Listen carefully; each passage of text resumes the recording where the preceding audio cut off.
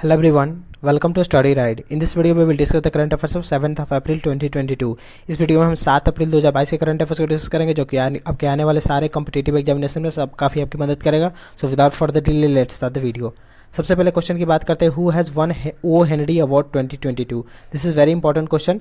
तो अमर मित्रा ने जीता है ओ हेनरीज अवार्ड 2022 और ये वेस्ट बंगाल से बिलोंग करते हैं, तो ये आपको ध्यान रखना है.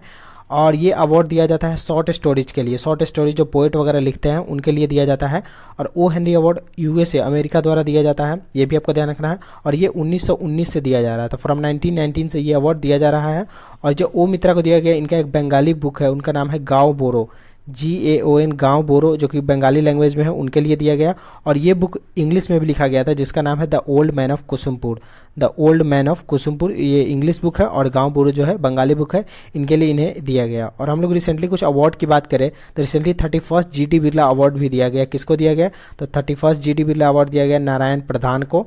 और स्टॉकहोम वाटर प्राइज़, जिसको नोबेल प्राइज़ ऑफ वाटर भी कहा जाता है, स्टॉकहोम और स्वीडिश एकेडमी द्वारा दिया जाता है, वो दिया गया विल्फ्रेड बुट्सियार्ड को, जो कि यूएसए से बिलोंग करते हैं.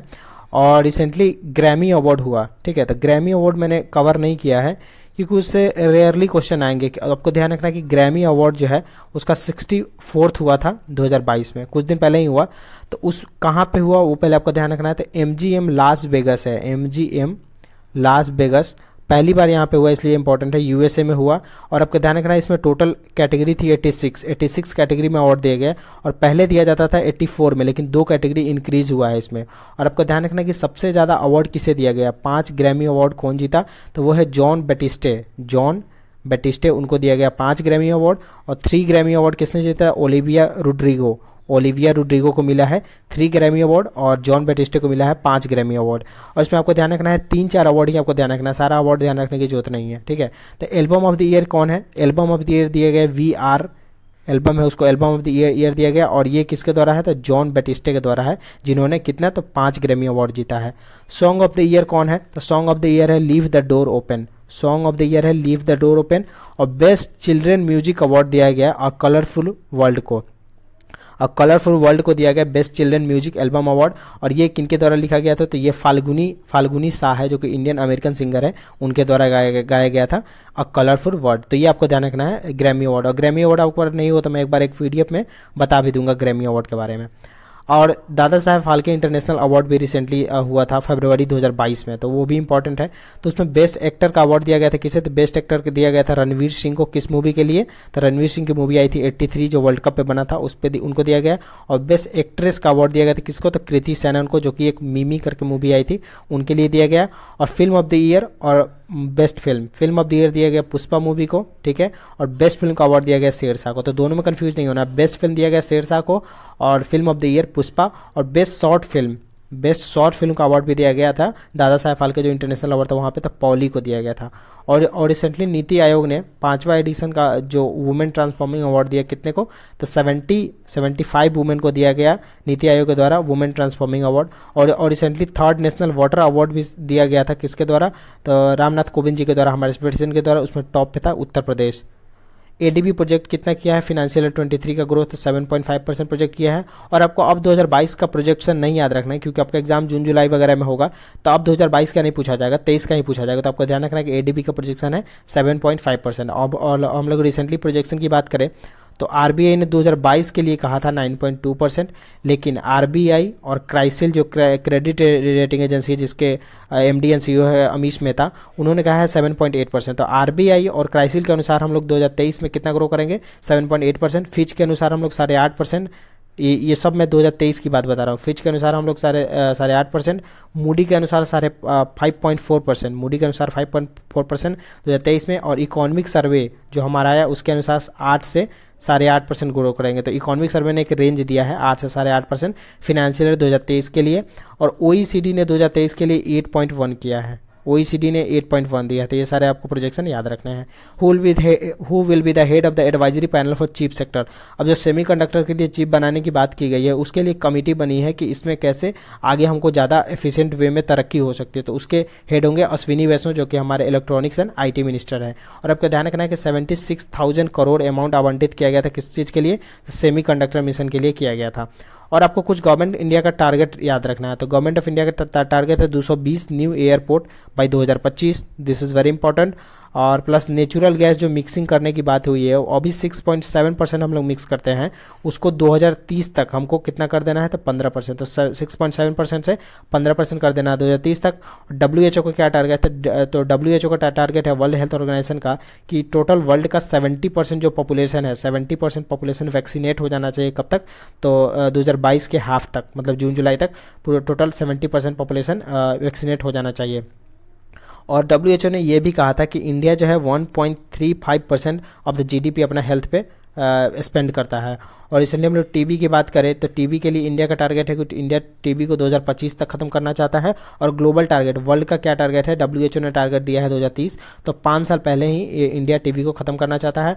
और recently dare to erad TB भी एक प्रोग्राम लॉन्च किया गया, किसके द्वारा, तो ये हेल्थ मिनिस्ट्री के द्वारा नहीं लॉन्च किया गया था, यह ध्यान रखना है। Dare to erad TB launch किया गया था, dare to erad TB programme ministry of science and technology कौन है, तो जितेंद्र सिंह के द्वारा। और टीबी डे कब मनाया जाता है, तो 24 मार्च को मनाया जाता है। Which company has commission 300 megawatt solar plant in Dholera Gujarat. Dholera Gujarat में 300 मेगावाट का सोलर प्लांट किसने लॉन्च किया, जो कि कंट्री का largest single axis solar tracking system होगा, वो टाटा पावर द्वारा लॉन्च किया गया है। तो इसमें आपको इतना ही ध्यान रखना है कि टाटा ने लॉन्च किया है 300 मेगावाट का solar power plant in Dholera Gujarat. और टाटा ने रिसेंटली न्यू ऐप भी एक लॉन्च किया था, ये भी इंपॉर्टेंट है कि न्यू ऐप किसके द्वारा लॉन्च किया गया था, तो टाटा के द्वारा लॉन्च किया गया था। और अब आपको ध्यान रखना है कि IPL जो हो रहा है इस बार, IPL का स्पॉन्सर भी टाटा हुआ है, पहले वीवो हुआ करता था, वीवो को रिप्लेस करके अब टाटा है IPL स्पॉन्सर।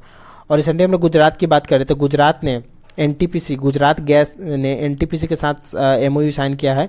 किस चीज़ के लिए, तो वो ग्रीन हाइड्रोजन की मिक्सिंग के लिए NTPC ने गुजरात गैस के साथ पार्टनरशिप किया है। और student startup innovation policy, student startup innovation policy का 2.0 भी लॉन्च किया गया है, कहाँ पे, तो गुजरात में।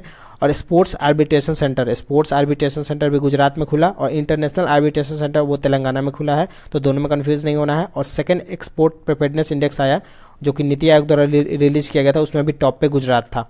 ये सारी बातें आपको ध्यान रखनी है। Which country become the 104th and 105th member of international solar alliance. अब इंटरनेशनल सोलर अलायंस के 104th एंड 105th मेंबर नए बने हैं, तो आपका ध्यान रखना है। यहाँ पे देखो अभी 105th वाला अपडेट भी नहीं हुआ है, तो 102nd था एंटीगुआ एंड बारबुडा, 103 था सीरिया, और 104 था कौन, बहरीन, और 105th बना है कौन, तो नेपाल। तो नेपाल अभी यहाँ पे ऐड भी नहीं हुआ, लेकिन ऐसा कहा गया है क्योंकि शेर बहादुर देउबा जो आए थे हमारे 2 दिन के लिए विजिट में, तो उन्होंने ये कहा है कि नेपाल अब ज्वाइन करेगा इंटरनेशनल सोलर अलायंस। तो 105th मेंबर कौन होगा, तो वो होगा नेपाल होगा। अभी ये अपडेट नहीं हुआ। और आपको ध्यान रखना है कि 104th जो है वो बहरीन है, कई साइट पे मतलब गलत भी दिया गया है, तो वो आपको ध्यान रखना है। और हम लोग इंटरनेशनल सोलर अलायंस की बात करें तो ये 2015 में लॉन्च किया गया था, किसके द्वारा, तो इंडिया और प्लस फ्रांस के द्वारा लॉन्च किया गया था। कॉप जो 21 हुआ था जो पेरिस फ्रांस में, वहीं पे ये लॉन्च किया गया था इंटरनेशनल सोलर अलायंस। और इसका हेडक्वार्टर कहाँ पे, तो गुरुग्राम हरियाणा में है। और इसका टारगेट क्या है, इसका ऑब्जेक्टिव है कि 1000 गीगावाट सोलर कैपेसिटी, ठीक है, 1000 गीगावाट सोलर कैपेसिटी, और 1000 बिलियन $USD इन्वेस्ट करना है सोलर एनर्जी में, तो इसका टारगेट है। और आपको ध्यान रखना है कि इसका हेडक्वार्टर कहाँ पे, तो गुरुग्राम में है। और एक और बात आप ध्यान रखो कि जो COP26 है, और ये जो 1000 और 1000 वाला ही 2030 तक कंप्लीट करना था, ये भी आपको ध्यान रखना है। और अभी रिसेंटली COP26 कहाँ पे हुआ, जब हम लोग COP21 की बात की है तो COP26 और COP27-8 की बात भी कर लेते हैं। तो COP26 हुआ ग्लासगो UK में हुआ, और COP27 कहाँ पे होगा, तो वो होगा शर्म शेख जो कि इजिप्ट का शहर है, वहाँ पे होगा। और COP28 होगा UAE में। तो ये सारी बातें आपको ध्यान रखनी है। एज पर centre for monitoring India economy which state has the lowest unemployment, this is very important question. तो छत्तीसगढ़ में सबसे कम एम्प्लॉयमेंट है, वहाँ के मैक्सिमम लोग रोजगार है, बेरोजगार वहाँ पे बहुत कम लोग हैं। तो सबसे कम एम्प्लॉयमेंट कहाँ पे है, तो वो है छत्तीसगढ़ में, ये आपको ध्यान रखना है। और सेकंड में MP आता है, तो सबसे कम एम्प्लॉयमेंट है छत्तीसगढ़ में, उसके बाद MP में। और सबसे ज़्यादा अनएम्प्लॉयमेंट कहाँ पे है, तो हरियाणा सबसे ज़्यादा अनएम्प्लॉयड है, वहाँ पे लगभग आपको ध्यान रखना है 26.7 मतलब 27% लोग वहाँ पे अनएम्प्लॉयड है। और सेकंड में आता है राजस्थान। तो अनएम्प्लॉयड में सबसे ज़्यादा टॉप पे कौन है, तो हरियाणा है, और सेकंड में आता है कौन, तो राजस्थान, ये आपको ध्यान रखना है। और ऐसा कहा गया कि अनएम्प्लॉयमेंट रेट जो है वो कम हुआ है, क्यों कम हुआ है?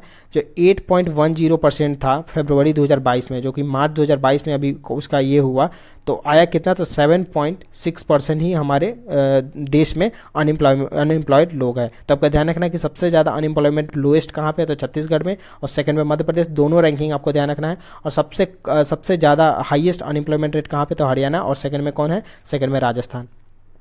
विच country recently join the coalition for disaster resilient infrastructure, इसका फुल फॉर्म ध्यान रखना है। और ये इंडिया ने ही बनाया था, 2019 में बनाया था ये इंडिया ने, और इसका हेडक्वार्टर न्यू दिल्ली में है। तो CDRA के हेडक्वार्टर कहाँ पे है? तो न्यू दिल्ली में है। और ये मोदी जी ने इनोग्रेट किया था कब? 2019 में, जो कि UN क्लाइमेट एक्शन समिट हुआ था।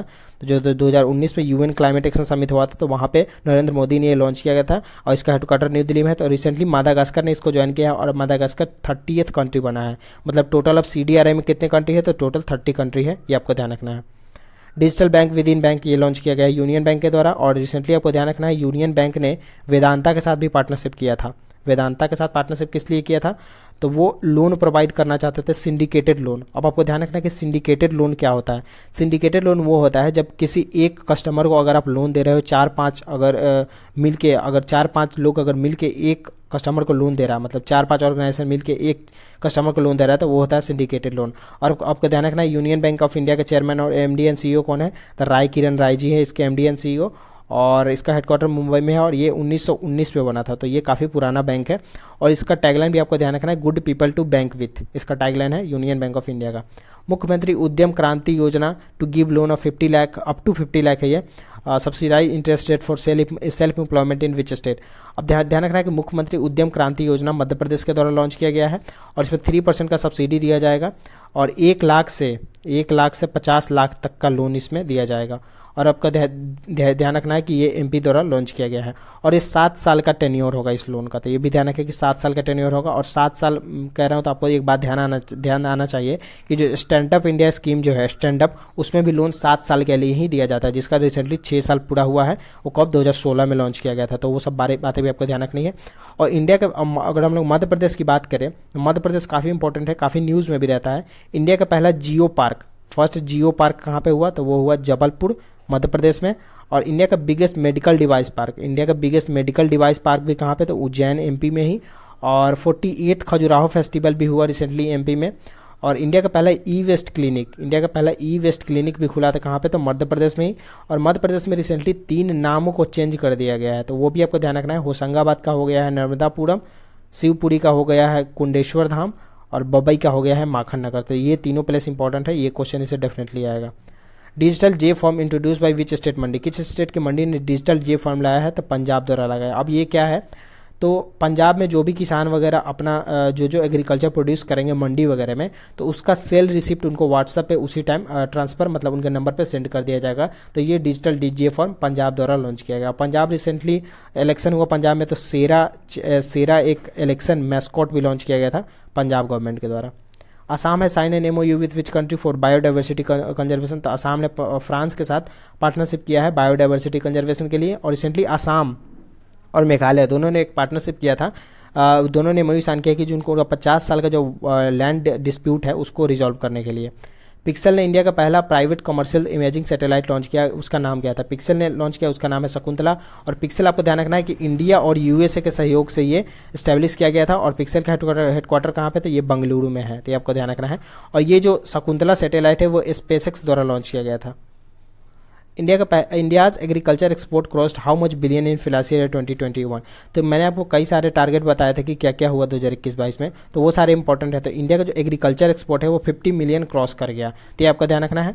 और टोटल एक्सपोर्ट कितना हुआ 2021-22 में? तो एक्सपोर्ट टोटल आपको ध्यान रखना है, प्लस कैटेगराइज करके भी ध्यान रखना है। तो टोटल हुआ $11 बिलियन, ये आपको ध्यान रखना है। $11 बिलियन 21-22 में हुआ एक्सपोर्ट टोटल। और टोटल एग्रीकल्चर उसमें कितना हुआ? तो 50 मिलियन का हुआ। और आपको ध्यान रखना है कि इंडिया का जो टारगेट है $400 बिलियन का एक्सपोर्ट का 2022 तक का, उसको इंडिया ने 9 डेज पहले ही कंप्लीट कर लिया था। The university grant commission will establish Bhima boy chair eight which university. तो UGC जो है वो भीमा बॉय चेयर कहाँ पे लगाएगा? तो दिल्ली यूनिवर्सिटी और गुरु घासीदास यूनिवर्सिटी, जो कि कहाँ पे है? तो छत्तीसगढ़ में है। और छत्तीसगढ़ में गुरु घासीदास नेशनल पार्क भी है, तो ये आपको ध्यान रखना है। और हम लोग बात करें यूजीसी की बात करते हैं, रिसेंटली यूजीसी के चेयरमैन बने हैं जगदेश कुमार, जो कि तेलुगु है, तेलुगु से बिलोंग करते हैं, तेलुगु लैंग्वेज उनको आता है, जगदेश कुमार को, ठीक है। और अर्लियर ये क्या थे, तो ये वाइस चांसलर थे जेएनयू के, जेएनयू के वाइस चांसलर थे जगदेश कुमार, जो कि अब नए चेयरमैन बने हैं यूजीसी के। तो ये आपको ध्यान रखना है। Who will be awarded the prestigious Saraswati Samman award, this is very important question. तो ये रामदरस मिश्रा को दिया जाएगा सरस्वती सम्मान अवार्ड 2021 के लिए। और आपके ध्यान रखना कि सरस्वती सम्मान जो अवार्ड है ये के बिरला फाउंडेशन के द्वारा दिया जाता है फ्रॉम 1991, तो 1991 से के बिरला फाउंडेशन के द्वारा हर साल दिया जाता है सरस्वती सम्मान अवार्ड, और इसमें 15 लाख रुपए दिए जाता है, तो ये भी आपको ध्यान रखना है। और जिस रामदरस मिश्रा को किस पोएम के लिए दिया गया है, तो ये एक लिटरेरी अवार्ड है, लिटरेचर के लिए दिया जाता है। ये भी ध्यान रखना है कि सरस्वती सम्मान लिटरेचर के लिए दिया जाता है। और इनका पोएम मैं तो यहाँ हूँ पोएम के लिए इनको ये अवार्ड से सम्मानित किया गया है। और ध्यान रखना है कि जो रामदरस मिश्रा है ये यूपी से बिलोंग करते हैं, यूपी स्टेट के हैं ये। Kashmir gets first virtual museum at which place, तो ये इंपॉर्टेंट इसलिए है क्योंकि कश्मीर का पहला वर्चुअल म्यूजियम सैपोर में आएगा। सैपोर कहाँ पे, तो श्रीनगर से 30-40 किलोमीटर आगे है, तो वहीं पे आएगा। और आपको ध्यान रखना है कि इसमें एक कश्मीरी एजुकेशनिस्ट थी, ठीक है, women Kashmiri educationist Etica Bano, तो एटिका बानो का इसमें जितना भी संग्रहालय है उनका ही संग्रहालय बनेगा एटिका बानो को, उसमें जितने सारे कलेक्शन वगैरह हैं सब कुछ इसी में दिखाए जाएंगे। तो एटिका बानो का संग्रहालय है, तो ये आपको ध्यान रखना है। इंडिया का पहला अंडर वाटर मेट्रो टनल कहाँ पे आएगा, तो ये कोलकाता में आएगा। और ऐसा कहा गया है कि 2023 तक ये कंप्लीट हो जाएगा, 80% इसका काम कंप्लीट हो गया है और 2023 तक पूरा बन के कंप्लीट हो जाएगा। इंडियन रेलवे है जॉइंटली इंडियन रेलवे ने किसके साथ टाई अप किया है, वो पार्सल को डिलीवर करने के। तो इंडियन रेलवे ने इंडिया पोस्ट के साथ पार्टनरशिप किया है कि वो पार्सल को मतलब डिलीवर करेंगे कस्टमर के पास, तो आपको ध्यान रखना है। यू खंड pilot project launch by which ministry, अब यू खंड क्या है, तो क्वेश्चन में ऐसे आ जाएगा कि यू खंड क्या है, तो यू खंड मिनिस्ट्री ऑफ एनिमल हस्बेंड्री के द्वारा लॉन्च किया गया है और उत्तराखंड से लॉन्च किया गया है। और ये एक पायलट प्रोजेक्ट है किस चीज़ के लिए, तो ये पायलट प्रोजेक्ट है वन हेल्थ रोड मैप, मतलब हेल्थ का रोड मैप बनाने के लिए एक यू खंड प्रोजेक्ट लॉन्च किया गया है। कहाँ से, तो उत्तराखंड से लॉन्च किया गया है। और इम्प्लीमेंट इसमें क्या होगा, one health framework by one health support unit इसमें किया जाएगा। तो ध्यान रखना कि यू खंड जो है हेल्थ से रिलेटेड है। तो इस वीडियो में इतना ही, आने वाले वीडियो में और क्वेश्चन देखेंगे। If you like the video do like the video and also subscribe the channel and share with the friend. Good bye, see you in the next video.